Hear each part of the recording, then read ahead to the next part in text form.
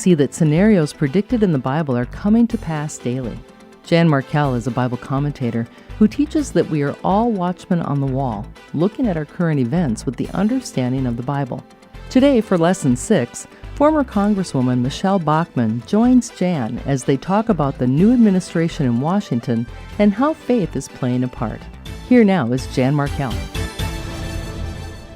Michelle, give me your first impression. You were at the Evangelical Advisory Committee initiative last Monday. Talk to us a little bit about it, your first impressions. I want to talk about a couple of people who were there, and my concerns about a couple. I think some are just outstanding, and I know you do too, but give us your first impressions. I serve on the President's Executive Faith Advisory Committee. Originally, there were about 20 of us, and this is when Donald Trump was running for office. He had a meeting with about 1,000 evangelical leaders across the United States, but we were the initial 20 nucleus who met with him. Some of those people were Dr. James Dobson, Franklin Graham, Dr. David Jeremiah, Greg Laurie, Jeffress, Jerry Robert Falwell Jeffress, Jr., Jerry Falwell Jr., Richard Land, Gary Bauer. Gary Bauer, that's right. Well, Gary wasn't there at the beginning, He but was there were a though. number of people who we started, and we had several meetings. The president won the election, and then we have met on occasion afterwards. We were invited to come in last Monday. We weren't told really what we were going to do. We were called into the Eisenhower building, which is on the White House campus, and we went in, and Paula White opened up the time. She's a pastor from Florida, and she had told us, and if you want me to describe that relationship at some point, I could do that too. So she said that we would be there from 9 to 4:30, and we were going to talk about what has happened so far in the Trump administration that evangelicals care about, and then also we were to talk about strategy, what would we like to see the Trump administration do. And then we were going to get updates from their legal team, from their legislative team, and a few people. It looked like Jared Kushner, the president's son-in-law, was going to be able to come in and say hi. And so that's kind of what we knew going forward, and then we had a few surprises along the way. Okay, so Donald Trump considers his pastor to be, in essence, then, this Paula White from Florida. That's right, because Paula White told us about 16 years ago, and she was a TV preacher, I think. So she is on Christian TV, and I don't know if any of you know her. I really wasn't that familiar with Paula White, but she told us that 16 years ago, she got a call from Donald Trump, and he said, "I saw you on TV." And she said he repeated back almost verbatim to her about 3 of the sermons that she had given on TV. And he said, "If you ever come up to New York, I'd like to have you come up to the office." So she went up to Trump Tower, and she met with him and met with his family. And she has come on a regular basis to meet with Donald Trump and the family for about 16 years.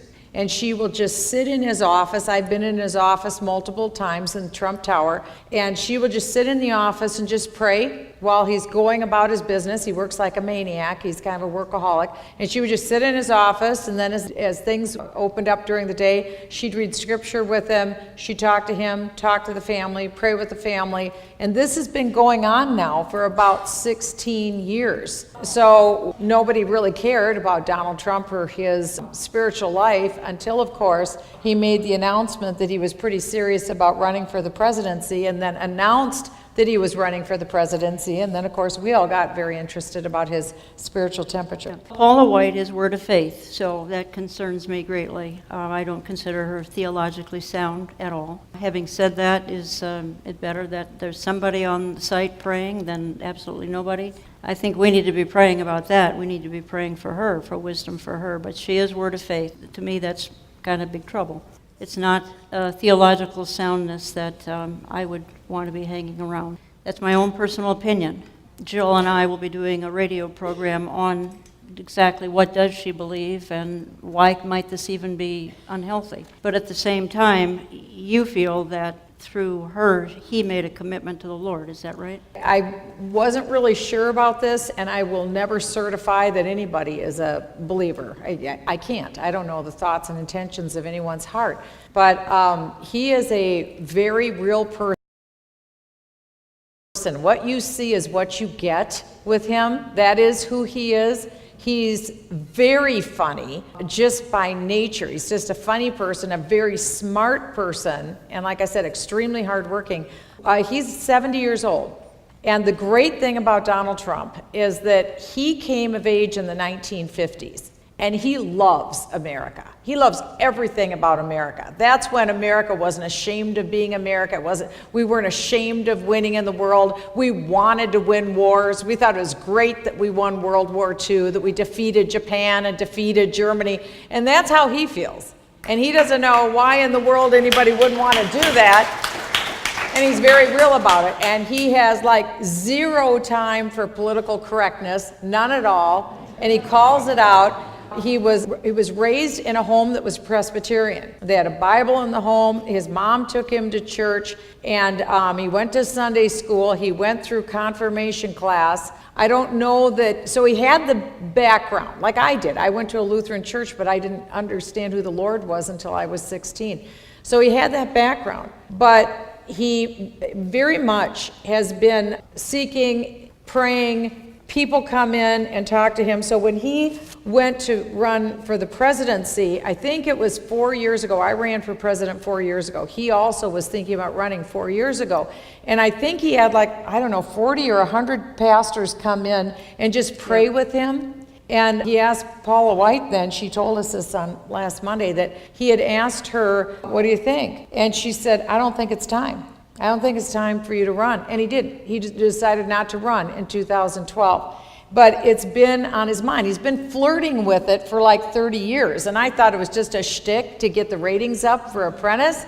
But I think he's been seriously flirting with this idea for a long time because he sees big picture.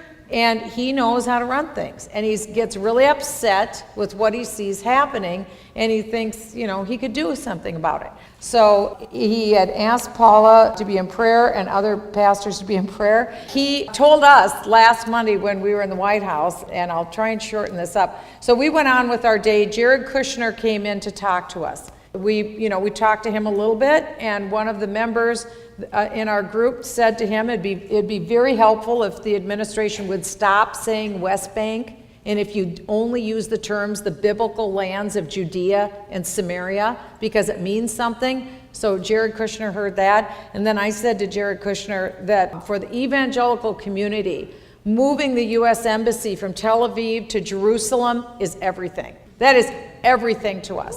And we want to see the president move the embassy.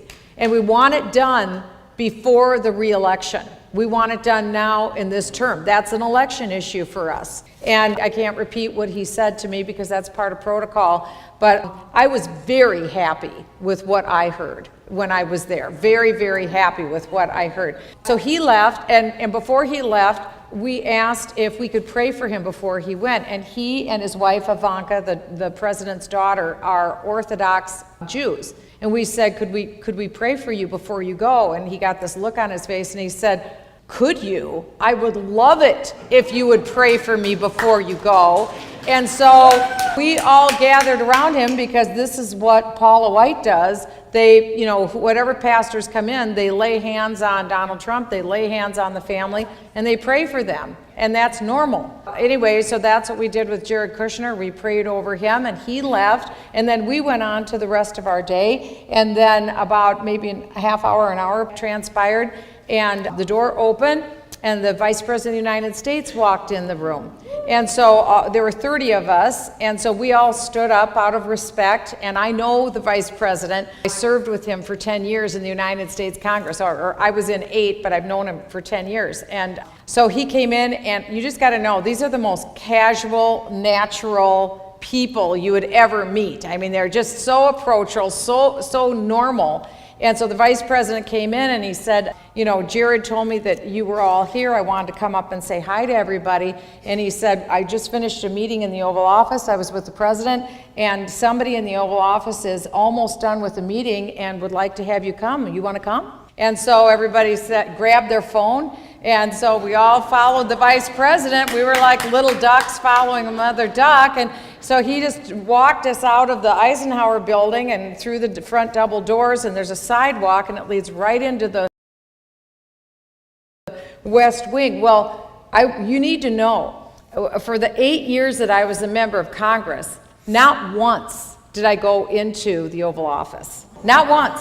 Barack Obama didn't even have Democrats in there. I mean, he didn't have anybody in there. And George W. Bush, the last 2 years, was really tired and didn't have a lot of people in. So this doesn't happen very often. You just got to know, this just doesn't happen.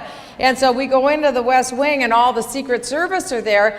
And so, we got wanted to go into the Eisenhower building, but we didn't get wanted, we didn't get frisked, we didn't get anything. We're going to be able to touch the President of the United States, and we didn't have anything else happen to us. So anyway, we walked right in, and the Vice President was standing right there by the Oval Office door, and everybody said hi to him, and I said, "Hi, Mike." And then I said, "Oh, I'm sorry. Hi, Mr. Vice President." And he said, No. Michelle's a former. Don't just call me Mike.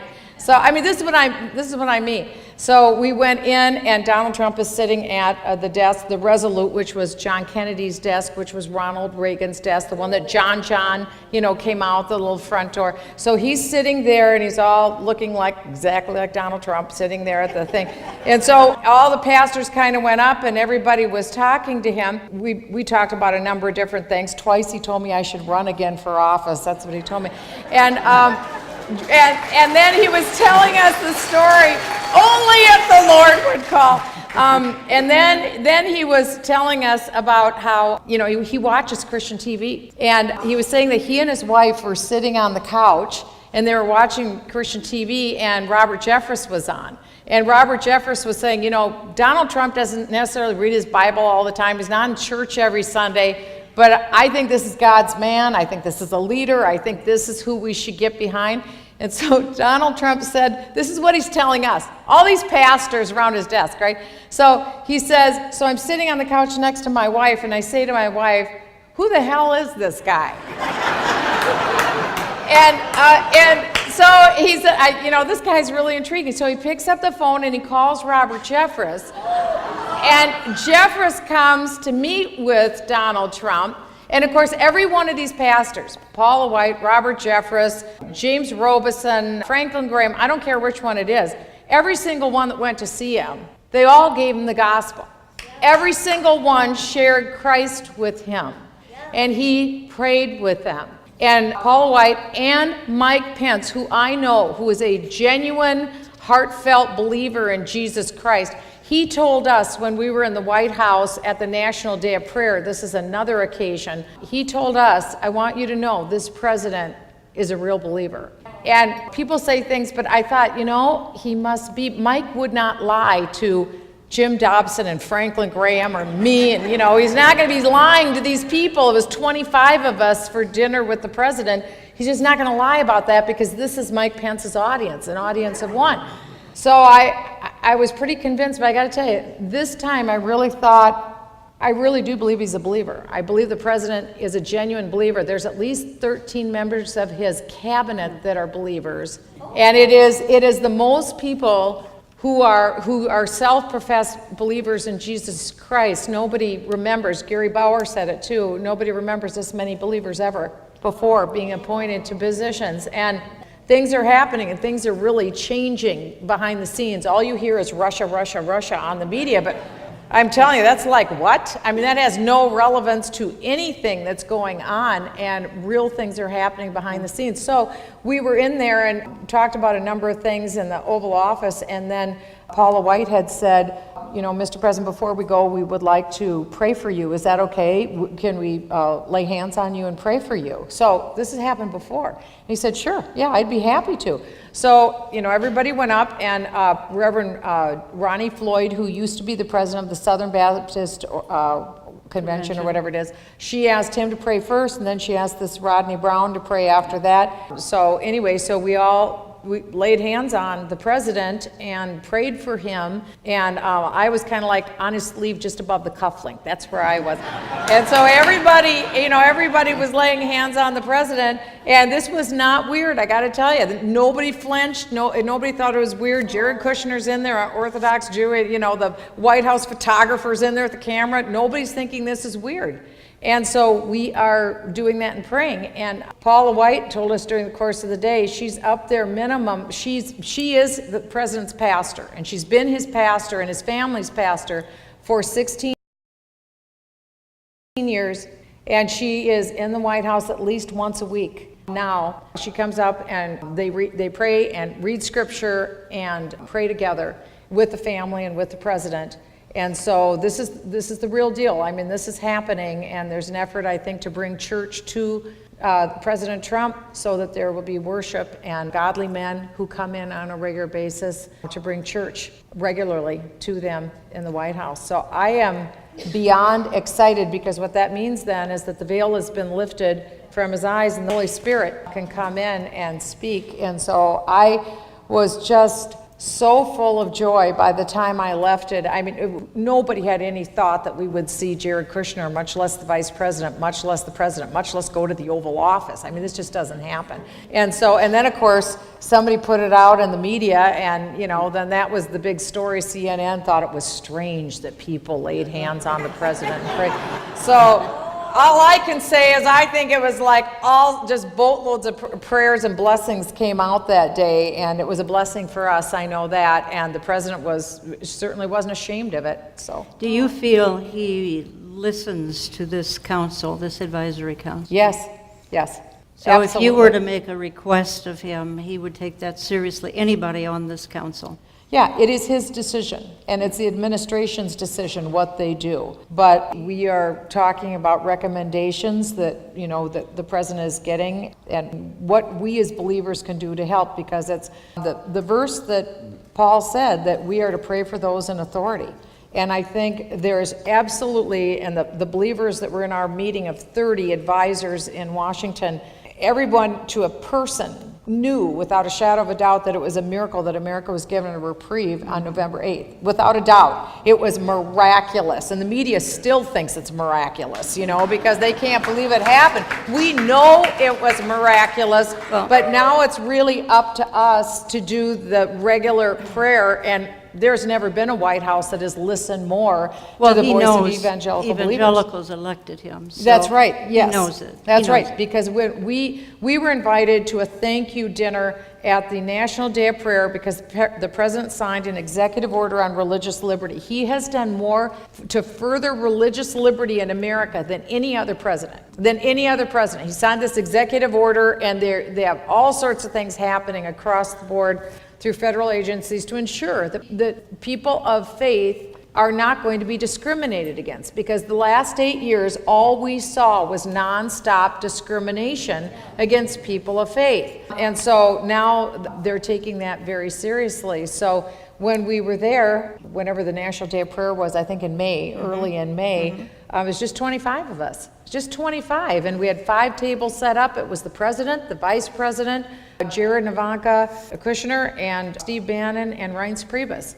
And we were 4 hours with the president, talking about faith, praying, Franklin Graham praying, Dr. Dobson praying, all these people all praying together. We were having a prayer time, and Stephen Curtis Chapman was there, and we were singing worship songs in the Gold Room. So we're singing worship songs, we're praying, we're talking about the whole faith thing, and then they stood up and they talked to us. They know, I mean, the data's all out there. President Trump couldn't have won with only the Christian vote. He couldn't have won with just the Christians. But he could not possibly have been president today without it. They know the reason that he is president today is the vote of evangelical Christians. And never before, I've talked to George Barna personally about this twice. And he has never in his entire career, he's the biggest pollster there is in Christendom, and never in his career has there ever been, and even before his career, a more solid vote by evangelical Christians for a president. Over 81% of evangelicals voted for Donald Trump. Because of that, Donald Trump is president today. Otherwise, it would have been Hillary Clinton. It would have been Hillary Clinton, but for the evangelical Christians who went out and voted almost unanimously. Bobby Kennedy said if 80% of the American people agree on anything, that's unanimous. Well, this was about unanimous, the number of people that voted for Donald Trump. So that was miraculous. I think the second miracle will be if we believers are faithful to be lifting up and praying, because I'm shocked at what I've seen so far. I am so encouraged by what I've seen, and I've been on the inside. I've been jaded about and cynical about what I've seen before. This is really a real deal. These, the machines move a little slow. He's not a slow person. He does things fast. But I'm really encouraged by what I'm seeing. Last weekend. It's a good report. Yeah. Last week I talked a lot, and you weren't here, about the whole rush to global government. Do you see anybody on his staff that you would consider a globalist? I think Jared Kushner probably is a globalist. And I think there are some Goldman Sachs people, Gary Cohn and others who have influence, who are globalists. Could they pull Donald Trump away from his nationalism into the globalistic perspective? Oh, and this is everything. This whole idea of having a president who's going to push us into one world government versus a president that thinks that America's great and wants to keep America a separate sovereign country. Donald Trump is very unique. He likes America, and he wants to keep us a separate sovereign country and not put us in a globalism. The best, most miraculous thing he's done so far is to get us out of this Paris Climate Change Treaty, because all that is the funding mechanism for one world government. It has nothing to do with climate. We could spend the entire night and I could talk to you about the fraud and hoax that is this whole issue of climate change. But he got us out when all these people that he's appointed in his cabinet told him to stay in. The Secretary of State said stay in. The head of the Pentagon said stay in. So all of these people in the administration said stay in. He said, we're out. We're out. So that was like the happiest day of my life after he was elected, because that is a lot of opposition. When he did that, that was like amazing that he did that. Because then the whole house of cards falls. Because most of these countries, because it's redistribution of wealth, we'd have to pay all this money in with carbon credits. We all get a lot poorer. Each one of us, our electric bills would go through the roof, our natural gas bills would go through the roof, and the extra money would go supposedly into this scheme to poorer countries. Really, it would go to global government. Yeah. That's where it would go, and it'd go into the pile of corruption that's there. And he saw through it what a bad deal it was for America and for manufacturing. Could anybody be pulling him into the global agenda? Sure there are, because of the people that I mentioned that wanted him to do it before. And the climate change treaty isn't the only thing that is global government. There's an awful lot of things that are global government. And there are people in the administration that I wouldn't have put there, but they are people who tend to be globalists. I'm so sick of this. It's like America has been ruled for decades and decades and decades by Harvard, Yale, and Goldman Sachs. Yep, And it's like, enough already. Right. Enough of this already. How about some normal people who live in Realville, who know what it's like to actually live like normal Americans? How about that for a change? We're kind of getting that. We're kind of getting that, because Donald Trump has lived in both worlds. He's a multi-billionaire who doesn't apologize for making money, and his family was well off, but not like super, super rich. I mean, a millionaire is rich, yeah, but his dad gave him $1 million to start with when he was a young man. He took that $1 million and turned it into like $8 billion. $8 billion. You don't do that without having something going for you. So it's really kind of amazing what he's done. So he's conquered 3 industries. I don't know that many people that could say it. He conquered the real estate industry in New York City, which that's tough to do. Then he conquered the entertainment industry with the #1 show on NBC. Then he decides to run for president, and the day he announces he's #1 in the polls for the Republican nomination, and it's 16 really good candidates already in the race, he's number 17. And he stays, even though he didn't win every state, nationally he stayed #1. Then he destroys the Clinton machine, just obliterates the Clinton machine. I mean, who does this? Help us understand why the left is so completely unhinged. And I mean, again, we get back to the globalism issue because the global agenda got defeated, so people are unhinged all around the world. The media is completely unhinged. The Democrat Party is coming undone.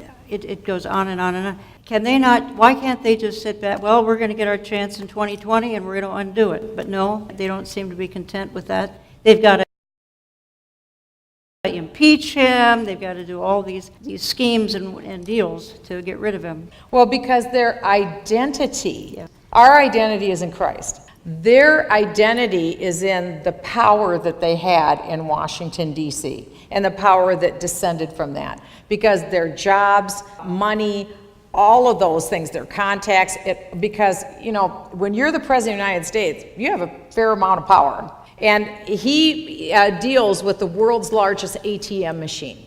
And there's a lot of people standing there with their hand out. And so if they don't have government money coming to them, they haven't got anything. And so there's a lot of people that feed off of that government train. And so that's what a lot of it is about, but it's more than that, it's worldview. It's the worldview that they hold, and they explain that, because it's obviously secular. Yeah, that's right. The worldview that they hold, it's the lens that they look through that defines everything for them. If God is not on his throne, and if God is government, then you look at the world very differently. And for a lot of these people, rather than trusting in the Lord God Almighty to deal with the problems in your life and to help you, and it's a very different worldview. So it's frightening for them if they don't think government is going to give them what they want, because that's their source. And we, you know, whether for us, it's like whether it's a Democrat or whether it's a Republican, we trust God. And so, like, I remember when Bill Clinton won, and I remember when he won the second time, which I couldn't believe that he won the second time on his reelection. But I thought, you know, God gives us, Book of Daniel, the Most High God lifts up who he will and takes down who he will. Sometimes he gives us individuals for judgment for a nation. And so what we have to recognize is that these aren't accidents, who it is that we have. I have no doubt that it was believers on their knees, not just in America, but across the world. They were praying. I know it for a fact because I saw a whole group of Chinese believers on TV at an altar in Jerusalem the night of the election, crying out, begging God on this election. This was all over the world. And people didn't talk about it because the media was so apoplectic about Trump leading up to the election. So people wouldn't say they were for Trump, but they couldn't wait to get to the polls and vote for Donald Trump. That was the miracle. I want to transition just a little bit here, at least for a few minutes, into health care, because you and I know health care isn't about health care, it's about controlling people. And now we've got a little reprieve this coming week because John McCain has had surgery, etc. Here in Minnesota. Oh, okay, I didn't know At Mayo. that. He's at Okay. Mayo. And the House offered a bill to repeal Obamacare, I don't know how many, 50 times? 61 times. You personally offered, I had It 7. was my bill. Your bill. The bill that I introduced. I was with our Vice President, Mike Pence, the night that Nancy Pelosi passed Obamacare. I was standing with Mike Pence in the well of the House of Representatives, and I turned to Mike and I said, we can't let the American people think we've waved the white flag of surrender. We got to introduce a repeal bill. And the Vice President then said to me, well, Michelle, have at it. So I went back. It was after midnight, wrote the bill, and the next morning, as soon as the doors opened up to the chamber, I've got that bill in. So there wasn't one single second when we weren't fighting to repeal Obamacare. Well, that is the answer, to repeal it. But actually, if you want to keep Obamacare, go ahead and keep it. Really, it's so simple you can't believe it. All we have to do is just have one line that says, it is legal for you to buy any health insurance policy you want with no minimum requirements. You can buy any policy that an insurance company wants to sell you, as long as it's not fraudulent. Buy any policy you want. You can't do that today. It's illegal because Barack Obama is forcing you to buy a Cadillac health care plan whether you want to or not. So you have to pay this huge price for your health insurance policy that covers sex change operations and all the rest. And abortions, you've got to pay for all that stuff. But not only that, you've got to pay for all the other people who've come into the United States from the third world who aren't paying for their health insurance, so that you're supplying them with Cadillac health care too. So it's redistribution of wealth through health care. That's what it is. Well, I get the impression that a lot of Republicans really don't want any change whatsoever. They don't. That's why I ran for president of the United States. Yeah. I didn't have this ego that said I have to be president. What I saw as a member of Congress on the Republican side, I couldn't even count 5 Republicans that really wanted to repeal Obamacare. And I was there the night it passed, and I thought, this is socialized medicine. So are we on the path to socialized medicine? Absolutely we are, because the way that Obamacare was written, Harry Reid, let the cat out of the bag. It was written because they knew it was going to collapse. They knew it was going to get so expensive, people couldn't afford it. I mean, think of doing that to the American people. Think of doing that to people. These are people's real lives, their bodies, their health care. They need access to health care. That's why McCain is here at Mayo, because it's so good. But think of doing that to people. Make it so expensive that you can't afford it. When I went to D.C. for this thing last week, I was with my former assistant the day before. She told me, 35-year-old, single, healthy woman, she pays $600 a month, and her deductible is $13,000. So she told me she can never even use her health insurance, ever. She pays for everything in cash. She's not the only one. Think about families. With my husband and I have to pay $1,600 a month, the two of us.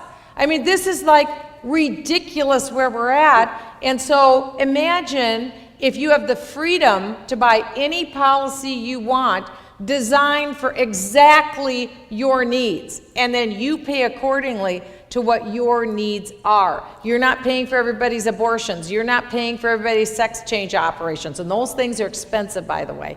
So, that's a big deal. Oh, one thing we found out that I wasn't aware of at this meeting that we had last week, this advisory meeting, Tony Perkins from Family Research Council brought up that Barack Obama put in place that our military was mandated to put out recruitment efforts to find transgender people and bring them into the military so that we could pay for all their hormonal and sex change operations. The military.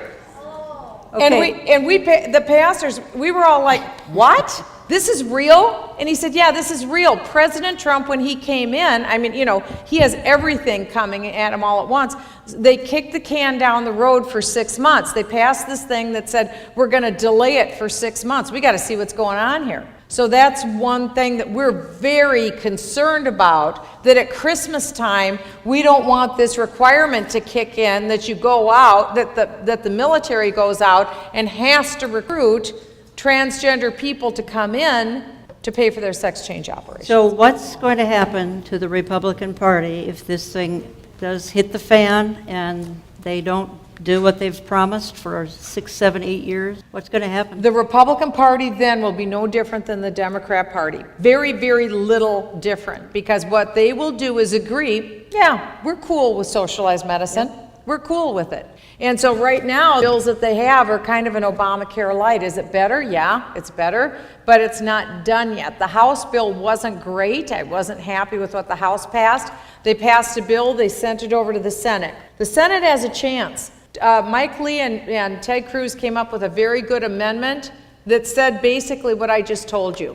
You can go out and buy any plan you want to buy. We're going to keep Obamacare, but we're going to make sure that there's the free market. Trust me.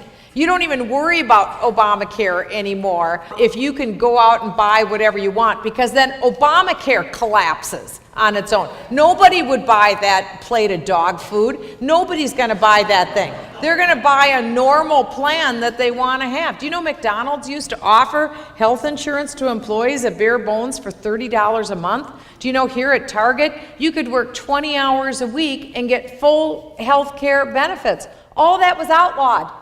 Thank you, Barack Obama. All that was outlawed by Barack Obama and by your two Democrat U.S. Senators, Amy Klobuchar and Al Franken. You have them to thank for getting rid of all of those health care options for you. So if the Republican Party goes along with this, bye-bye Republican Party. Okay. This is not going to go well for them. How do you see it proceeding next week? Well, what I'm hoping, and I would really call you to pray. I'd ask everybody to pray. I believe in miracles. We serve a God of miracles, and He can do this too.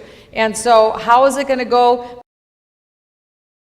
My prayer is that they're going to put the Lee Cruz amendment on so that people can have choices on health care. Obamacare would stay, which I could care less, as long as there's freedom. If you have freedom to buy what you want. I mean, imagine if the government regulated grocery stores, we'd be starving. We would be starving if they did to grocery stores what they've done to health care. They've totally destroyed health care. So I think that there is a chance, but I think Mitch McConnell is completely off base. I'll tell you what the problem is. It is the big donor money of the health insurance industry.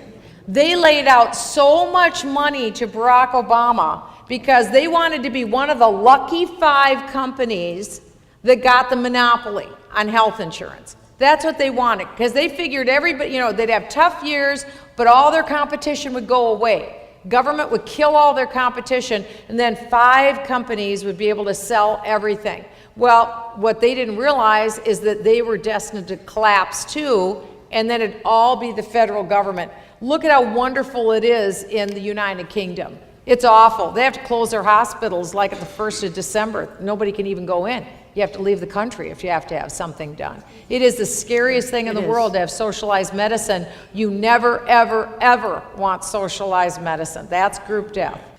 Okay, I want to get to, so that our time doesn't get away, because if you could handpick a position, let's say in Washington, in the administration, you have a real passion, and I use that word intentionally, for this refugee resettlement issue. You've seen what's happened to Minnesota because of refugee resettlement. The State Department dropping, at this point, over 100,000 Somalis in our midst, and what it's done to the state, which is not a good thing. What can we do? We feel so helpless because all of a sudden, I know people here, I'm not going to single them out, but they've got Muslims as their neighbors. They happen to be decent neighbors, thank God. But what would you do in that position if you had the position of dealing with refugee resettlement? Refugee resettlement is the program is the largest pipeline of Muslims into the United States. We have, in the United States, we have legal immigration, there is illegal immigration, and there is refugee resettlement. No country allows more people in than the United States of America. We take in over 1 million people through legal immigration every year. Over 1 million. If you took every other country of the world and added all the people that they take through immigration, every country of the world wouldn't equal what we do in the United States in 1 year. So we already way overperform. That doesn't include illegal immigration. I took many, many tours down to our southern border, and the Border Patrol told me they estimate about 2 million come in illegally into the United States through our borders. So that's 3 million a year. Then you add on refugee resettlement. Barack Obama raised that amount. His last year, he raised it up to 100,000 people. The overwhelming bulk of them were Muslims, and they came from probably some of the most dysfunctional, terror-ridden countries in the world. There is virtually no vetting at all that goes on of those who come in through the refugee resettlement.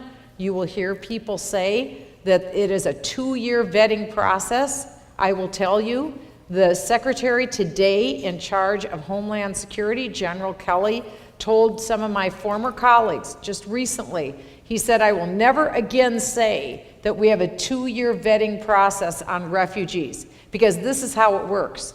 The United States doesn't even get to choose who comes into our country.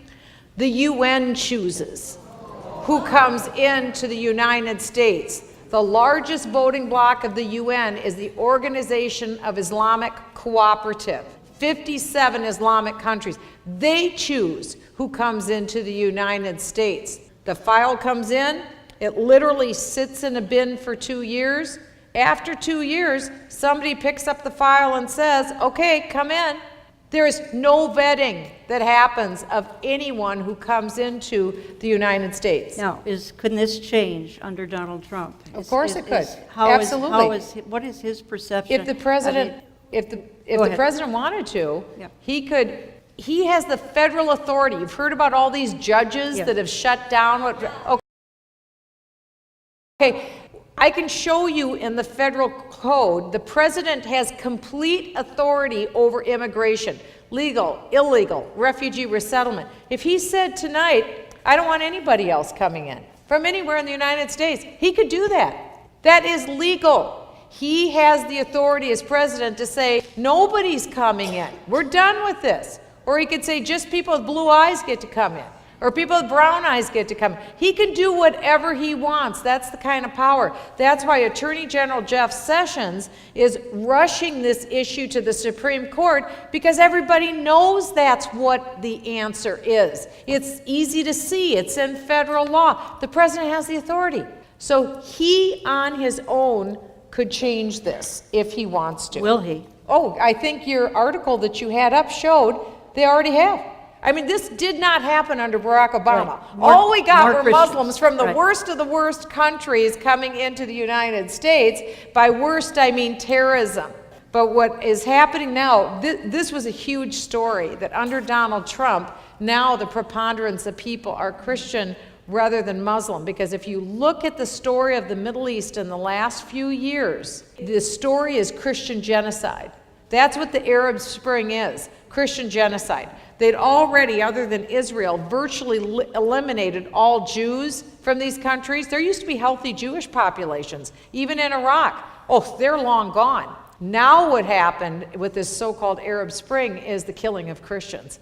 Horrible, horrible killing of Christians, Yazidis, others. And that's what we've seen happen. So who should we have preferred to come in? Should have been Christians who are being slaughtered. I met with Christians from Syria who are being slaughtered. That's who we should have let in. Instead, we let in perpetrators. In fact, even ones who were terrorists. We brought people in who committed terrorist acts in the United States. Here in St. Cloud at the mall, up at the Crossroads Mall, that was a Somali refugee who dressed up in his security guard uniform, took out a knife, and hacked 10 people. So why are we doing this? That was Barack Obama's plan. Now it's a new sheriff, and it's a new day, and now we have the preponderance Christians coming in. You said to me, and we talked about it a little bit on air too, pastors aren't telling the truth. In other words, about Islam and about the refugee situation. And you just wish that pastors would get on board and start telling the truth. What are they saying? What do you see them saying? Oh, nothing. Nothing. You know, the thing is, we had a pretty good life here in America for a long time. And there's a very infinitesimal presence of Islam in the United States. Really through the 50s and into the 60s, there wasn't much of a presence. And everything changed in 1965. Ted Kennedy completely changed the immigration laws in the United States, prefer people from the poorest, most dysfunctional countries, Islamic countries, coming into the United States, and the door slammed shut, especially on anybody who wanted to come from Europe or more higher functioning countries. He said it. He wanted to change the composition of the United States, and the dirty secret is, they wanted to bring in a dedicated voter bloc that would vote for the Democrat Party. That's what it was. Pure and simple, that's what they wanted to have happen. So Americans really don't know much about Islam because we didn't have to. We didn't have to know much. So pastors have never really dealt with it too much. Today we have this we're swimming in a sea of political correctness, and a lot of pastors hate controversy. I mean, they hate controversy on marriage and sexuality, really eschatology. What the Bible says. They don't want to talk about the Bible says about anything. But I will tell you, this is a huge issue because of I'm wearing the covenant, the center of the covenant, which is the 10 Commandments. This is important to God. The 10 Commandments are important to God. The first commandment is very important to God. I am the Lord thy God. There shall be no other gods before me. I am the God who brought you out of bondage from Egypt. That is the first commandment. God shares his throne with no one. With no one. When you read the Quran and when you read the Hadith, that is not the God of the Bible. And when people say that, oh, it's all the same God, it is not the same God. This is a very important issue, and Christians have got to get this right. Even former President George W. Bush got this wrong. The God of Jews is the God of Christians, but it is not the God of Islam. It is not the God of Islam. And so I wish that pastors would preach about the truth of who God is, but also, what is the truth of who Allah is? What does Allah demand? What is Islamic Sharia law about? It is the ugliest law you could imagine, and it's why we are a civilized society. We prevent men from beating their wives. You can beat your wife under Sharia law. We prevent men from cutting off the female genitals of women specifically so they will never experience sexual pleasure in their life. That's happening here in the Twin Cities. The Somali community, women, about the statistics I read, said about 98% of Somali women have had their genitals sliced off, so they would never in their life experience sexual pleasure. I spoke with a physician who had to deal with a case of a woman who was giving birth who had had female genital mutilation. And she was so scarred up that she had to perform an extra surgery, otherwise the baby would never have come out. This is a terrible thing. It is happening here now. You cannot, Jan and I, we couldn't be married to 4 men or 2 men. We'd be bigamous and we'd be sent to jail. Why in the world then do we allow people into this country who are married, 1 man to 4 women, and each woman gets an apartment and each woman gets a car? Why are we doing this? I go to jail, they don't go to jail. If I cut my child's genitals off, I go to jail. They don't go to jail. If my husband beat me, he would rightly go to jail, and I'd be the first one calling the cops. They should go to jail. But what's happened now, there's cases already in Australia where judges have said, cultural differences. Cultural differences. No, that's barbarism. That's paganism. And I think you're seeing under President Trump and Attorney General Sessions, this is not even negotiable. We're not going to go there. We are going to enforce the law as it's written. You're concerned about interfaith dialogue, and so am I. And it gets back to the pastors who don't understand what they're into at all. And so they're cooperating like they are in Omaha. They're building a mosque and a church and a synagogue, and they just think it's the most wonderful thing. They don't get it. That's right. And this is where pastors are going to quickly walk into deception and delusion. And so for congregants, you have got to make this known to your pastor, that this is a fake interfaith dialogue. This is a phony interfaith dialogue. It is a deception and a delusion to pull the church in so that the church won't actually look at what Islam is. That's what this is all about. This has nothing to do about harmony, because Islam is not interested in harmony. They're interested in conquering. They're interested in being supreme. This is meant to make Christians close their eyes and go to sleep, and make Jews close their eyes and go to sleep. This model program that Jan is telling you about, I went to Omaha. This program is about $60 or $65 million paid for by Susie Buffett, the daughter of billionaire Warren Buffett.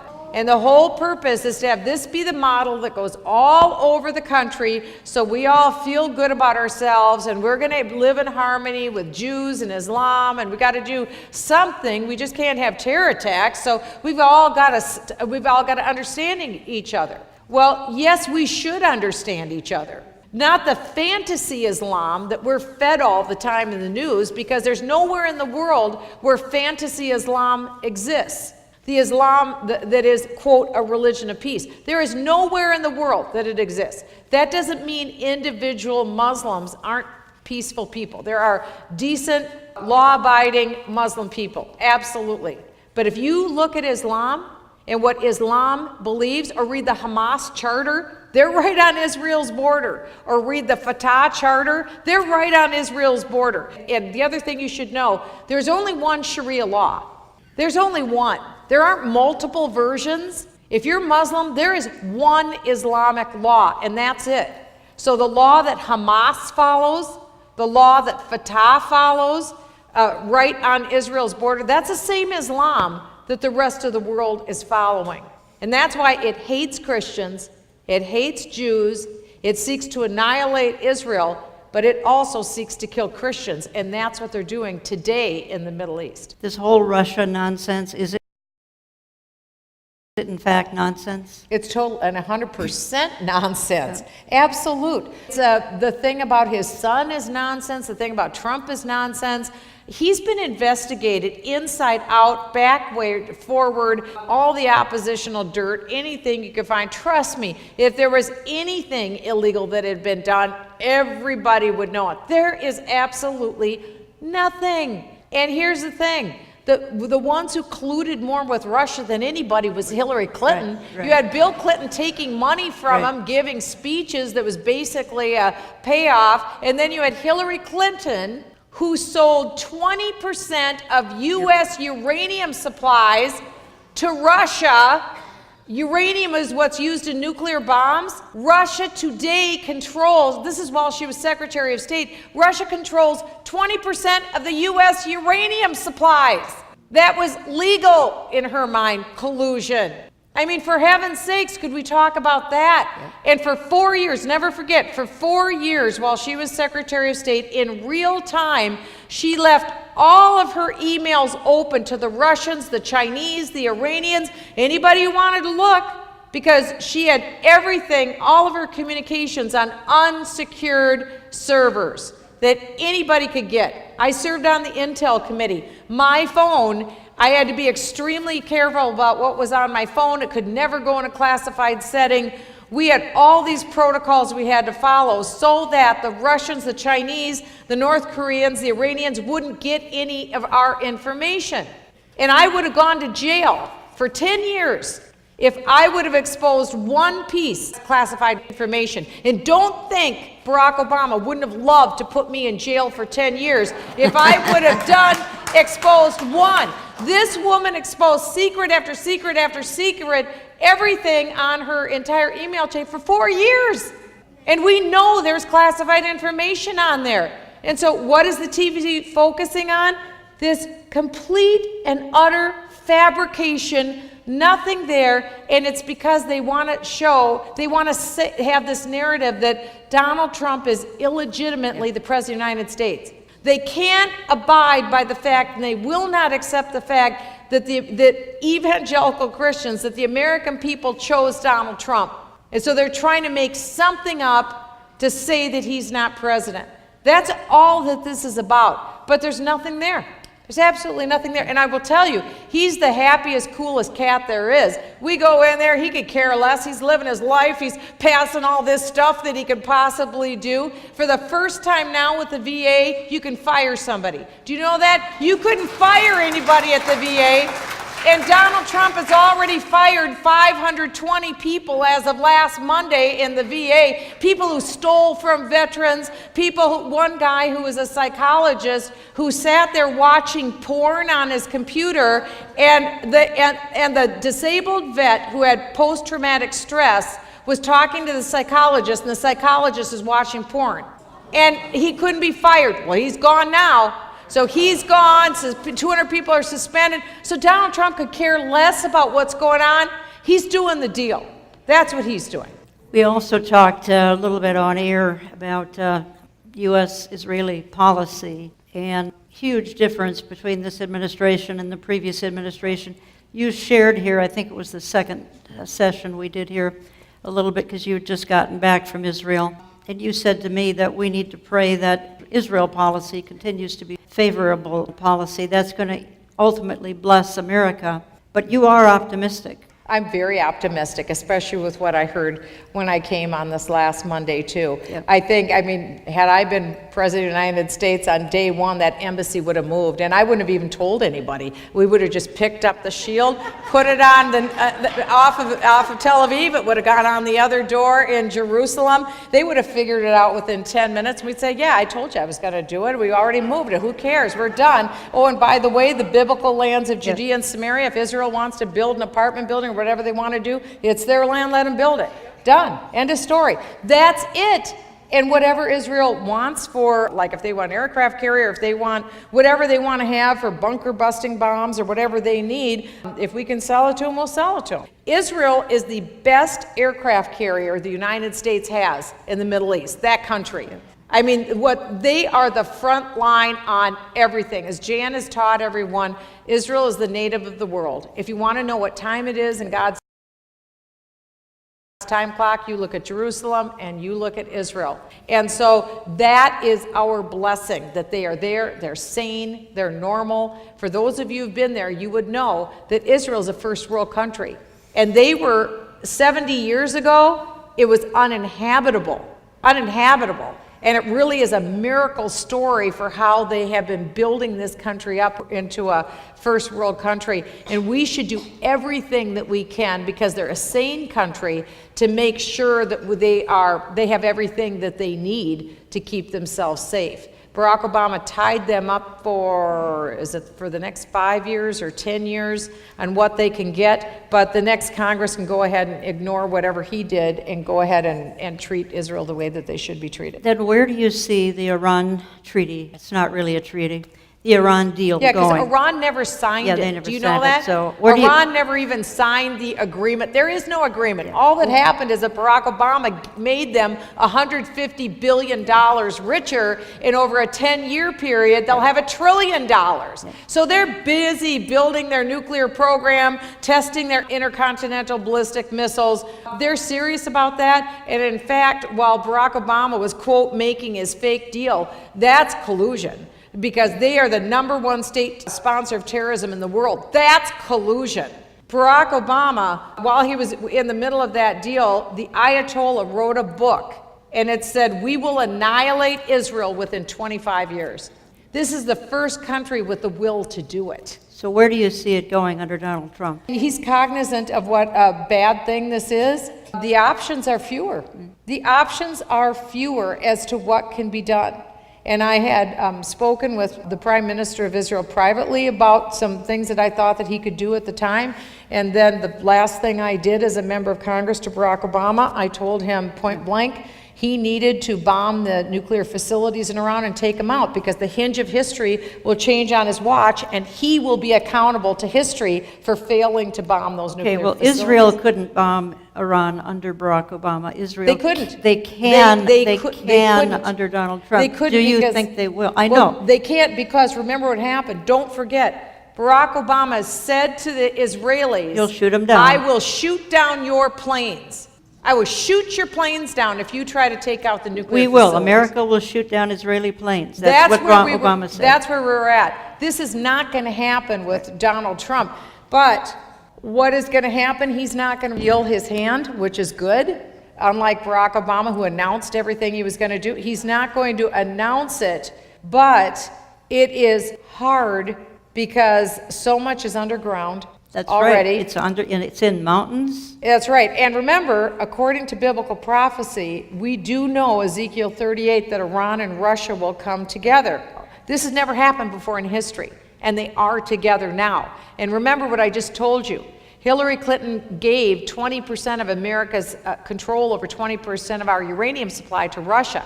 So while Russia and Iran are in this agreement, think of this. U.S. uranium could go from Russia to Iran to enrich it to build nuclear bombs to drop on the U.S.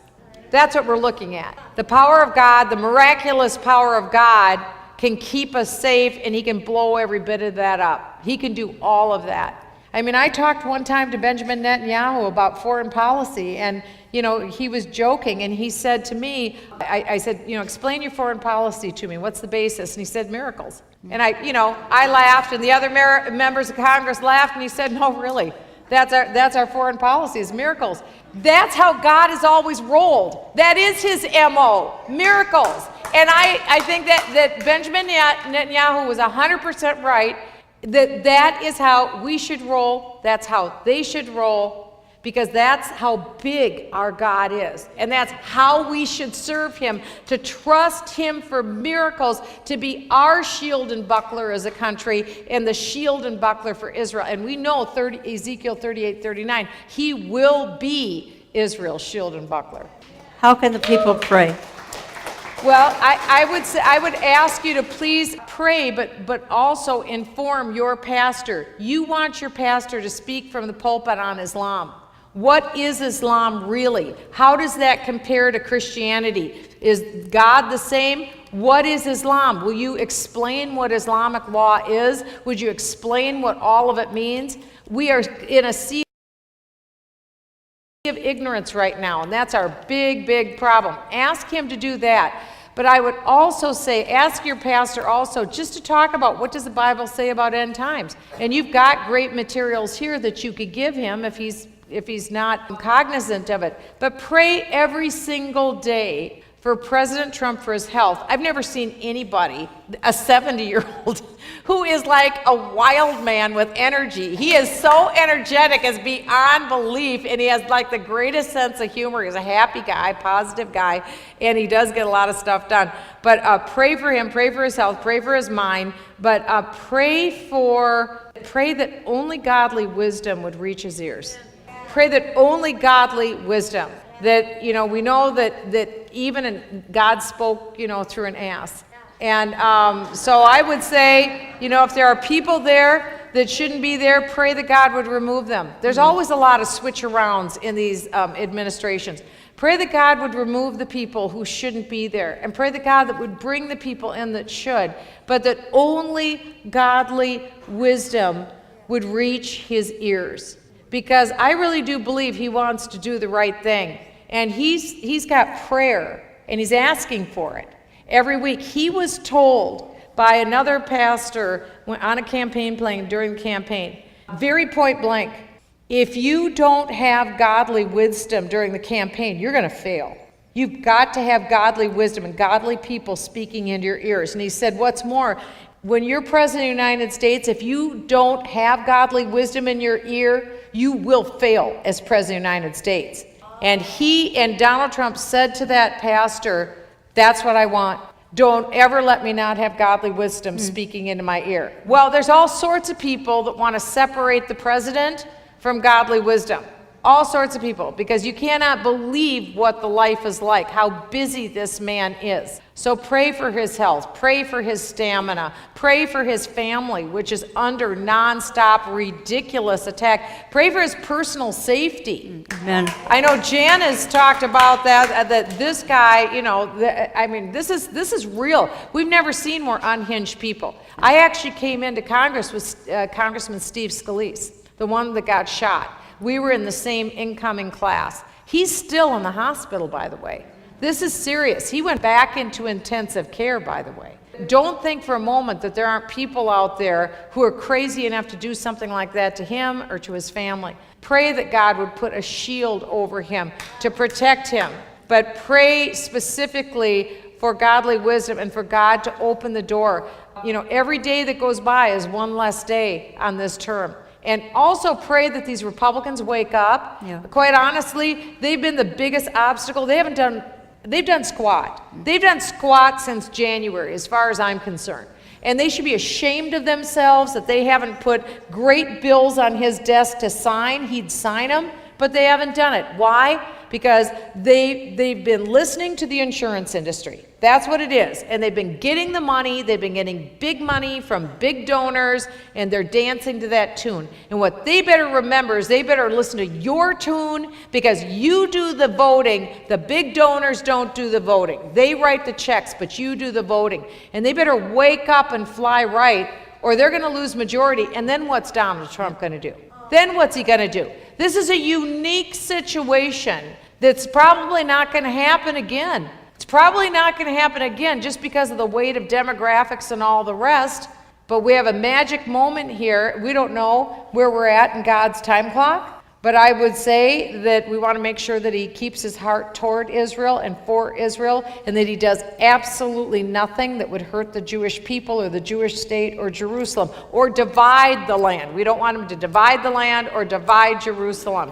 And so pray that he really gets good godly wisdom on that. Can we pray you into the administration? If you want to. If you want to. Let's do that. And your interest, again, would be the perhaps refugee resettlement Yeah, area. I am very interested in the whole refugee resettlement issue because it is a mess. Maybe they're turning it right now, but there's a lot that needs to be done because when it was first established right around the time of the conclusion of World War II, it was meant that people who were refugees would stay in their area. They'd be given safe havens so that they wouldn't be hurt, that they would have their humanitarian needs met, but that they would return home.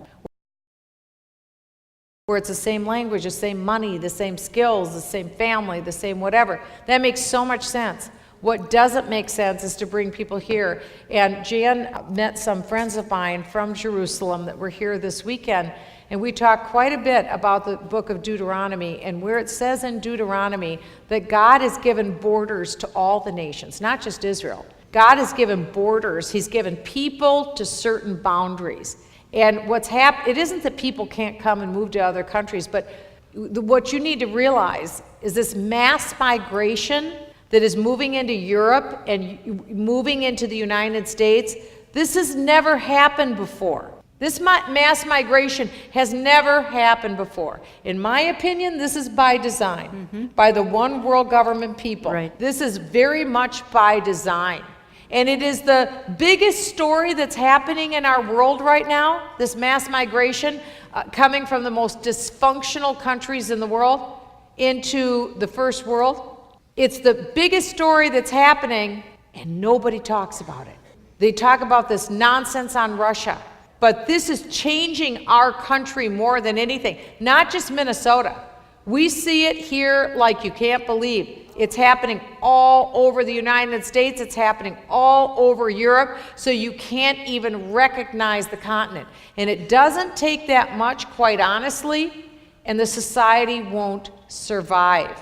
There are 7 billion people in the world. There are about 1 billion people in what's called the Christian West. This is intentionally being done to exterminate Christianity. Yeah. That's why this is done, and this story is not being told. We have to understand what's happening. We have to understand the motivation is to extinguish Christianity, and that's why we need to rise up. Don't ever forget, it was Christians who pushed back the Muslims at the gates of Vienna. Europe would have been an Islamic nation speaking Arabic going back to the 1600s. If the Christians wouldn't have risen up and said, not in my backyard, and pushed the Muslims out of Europe. They did that, and of course, you know, the Reformation occurred, America occurred. America may not have occurred, or we may have been Islamic by that point. That's how serious this is. There is an actual effort underway right now to exterminate Christianity in the West. Why?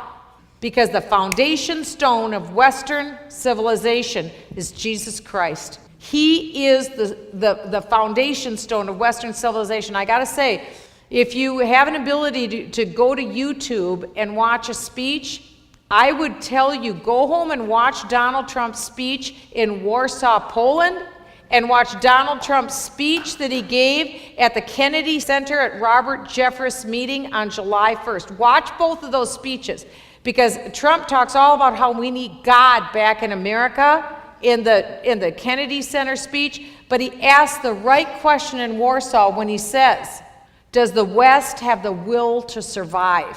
And in the 1600s, the Christians in Europe had the will to survive because they correctly assessed the threat and they pushed it back. And the question is, see, we're duped right now. We're told, don't ever say anything about all these Muslims coming in because then you're mean to Muslims and you're a racist and you're a bigot and you're an Islamophobe. Hogwash, that's a lie. That is nonsense. What we are is concerned about maintaining our identity and our foundation as a Judeo-Christian nation, and we want to build up the Judeo-Christian sense in our country because Islam is here to extinguish Judaism and Christianity. As day follows night, that's what their plan is. For more information about Olive Tree Ministries, go to olivetreeviews.org or call our office at 763-559-4444. All lessons in this series, Watchmen on the Wall, are available on individual CDs. Our mailing address is Olive Tree Ministries, P.O. Box 1452, Maple Grove, Minnesota 55311.